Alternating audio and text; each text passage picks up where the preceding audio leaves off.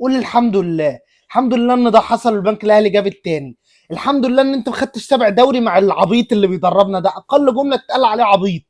قول الحمد لله ان احنا اتعادلنا عشان يضغط على مجلس اداره الزمالك عشان يمشي. هيجي حد يقول لي طب يا جماعه فسخ التعاقد يعني فلوس، يعني شرط جزائي، يعني محاكم. طب اعمل لك ايه؟ طيب يعني انت اللي بتقول ان بيسيرو يقعد لحد نهايه الكاس، انا اعمل لك ايه؟ انت راضي بحلقه الدم دي؟ ما انت اكيد مش زملكاوي اللي بيقول كده.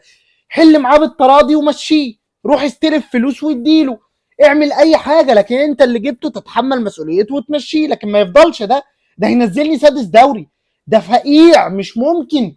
لا لا، احنا نحافظ على بسيرو عشان بيراميدز في نهائي الكاس يدينا 4 بدل 3 الدور الاول، يدينا 4 بقى عشان الاستقرار يا جماعه، عشان احنا نادي شيك.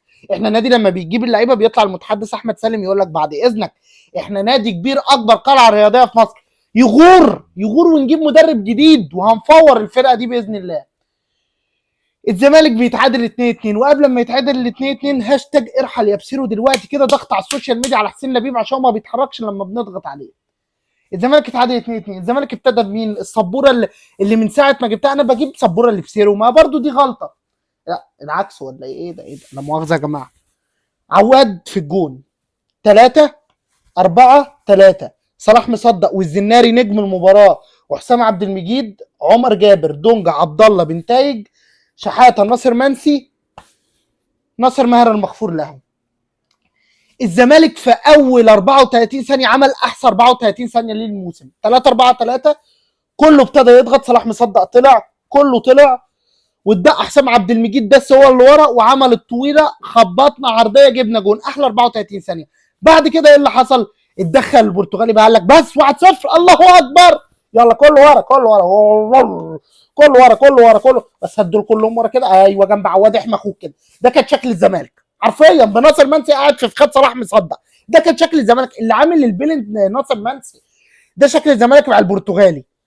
مش بقى لا نضغط و3-4-3. بص ارحل يا بسيرو اتمسحت، اقسم بالله كنت ماسكها ارحل يا بسيرو. فاكرني بقى امسك لك دي تاني؟ لا انا عوزتها 30 ثانيه بس خلاص. مع البرتغال العبيط ده هي 30 ثانيه. 3-4-3 اول ماتش، بعد كده جبنا جون من ثانيه 36 بندافع، كله ورا 5-4-1. طب هاجم، طب اعمل، لا لا لا لا، مفيش. قعدنا مفقوعين الشوط الاول. طب على الاقل يا حبيب قلبي 5-4-1، يعني انت بتدافع المفروض ما يجيش عليك كور. البنك الاهلي ماسك لك غسلك عليك كور في كور في كور في كور في. نجم الشوط الاول ونجم المباراه الكابتن الزناري 10 على 10 هجيله في التقييمات. غير بقى علامه الاستفهام ان انت بتدافع والكور بتيجي عليك، يعني ما بيتدربوش على حاجه. كابتن صلاح مصدق والكابتن حسام عبد المجيد ايه؟ عايز اعرف الاداء ده سببه ايه او وراه ايه؟ يعني ما نوع التعاطي؟ ما نوع السهر؟ سهرنا اتفرجنا على فيلم؟ افهم بس الوضع اللي بيحصل في الملعب ده ايه. لا والعيال يعني ولاد الذين بيزعقوا للزناري نجم الماتش، بتزعل نجم الماتش ده تضرب له التحيه.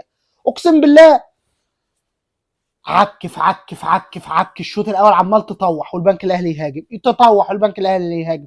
الشوط الثاني بقى شوط المدربين اهي بقى نمسك دي بقى ونقول بص، نقول بقى بسيرو قلبها الاربعه وعمل لهم بريشر يا جماعه، عمال يقول لهم بريشر. انت ما بتتكلمش برتغالي ليه؟ انا عايز افهم. ونجيب لك مترجم ليه انجليزي، انت شكل الانجليزي بتشغل معاك بريشر وبنتايج ويطلع ولا في اي فاكر بقى اقول لك ضغطنا وجبنا جولين او ضيعنا ولا اي حاجه. اركن يا جماعه، اركن كله عشان بيصيروا يتبسط. يو النور كتر خيره، كان النور عنده قاطع عمال يضيع لغايه ما اتحسب عليها ضربه جزاء ظلم 100%، بس هو ده الدوري، ده المعتاد يعني. مش تهاجم بقى، قلت اوعى بقى الزمالك اتعادل والبنك الاهلي جاب فيه جون بيصير هيروح مطلع مدافع ويلا. لا راح مطلع عادي جدا ناصر ماهر ونزل سيف الدين الجزيره ولا اي حاجه. وبنك الاهلي بقى يضغط عليك ويهاجم لغايه ما تدخل عبد الله السعيد عمال يرفع كور عاليه والراجل طهق من بيسيرو، وتعادلنا بجون حظ 100% عشان انت راكب البنك الاهلي. بس ربنا ده ما بيظلمش، ربنا ده العادل. انت تغلب البنك الاهلي ليه؟ عملت ايه في الماتش؟ مدربك عمل ايه؟ اللعيبه عملت ايه؟ وبيطلع لي محمد شحاته وينزل محمد حمدي وحاجه زي الخرا، وما بيطورش في اللعيبه ولا كور الثابته. ايه كور اذكر لي كور ثابته نادي الزمالك كده. محمد حمدي كلها بيعرضها غلط. لا اي شيء. ماتش ما فيهوش اي شيء. انت المفروض بقى مستني دلوقتي احلل لك. طب احلل لك ايه؟ قول لي الكور اللي الزمالك عملها، اروح ماسك البورد دي كده واقول لك اصل بص، محمد حمدي لعب لو بريشر، انما سيف الدين الجزيري لعب هاي بريشر. ما عملناش حاجه. العيال مش هو بسيره معلق على كلمه بريشر طول الماتش، وما بيضغطوش والله. اللعيبه ما بتضغط وراكنين ورا. احنا نيجي للتقييمات ماتش البنك الاهلي.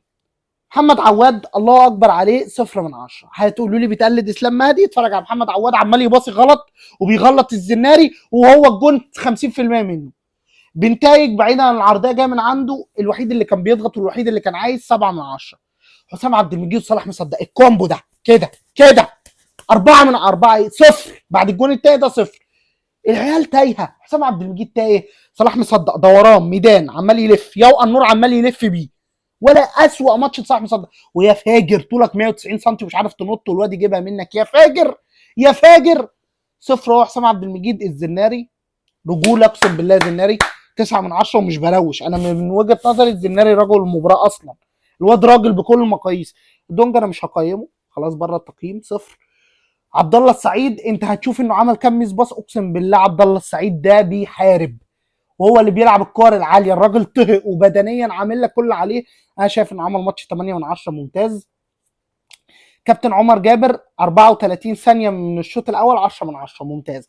بقيه الماتش صفر، كان سيء جدا. في كوره في الدقيقه 77 بيحجز ليعقوب، وعند رامي التماس عندهم بيحجز ليعقوب، يا ابني قطع الكوره وروح عرض. توتال الماتش 5/10 لعمر جابر. استغفر الله العلي العظيم يا رب. اطلع قدام بقى، عندك ناصر ماهر وشحاته الاثنين صفر. الاثنين ما عملوش اي حاجه. شحاته يمكن بدنيا مجهود شويه بس عشان متعصب اديه 4/10. ناصر ماهر انت مش عايز تفوق. انا كنت عمال ادافع عنك واقول يلعب في مركزه يلعب في مركزه، لعبت في مركزك وزي الخرا برضه ومش عايز تفوق، وبتضحك عليها مشاهد انك واقف على الخط ماسك الكوره. صفر يا ناصر ماهر. 4/10 شحاته.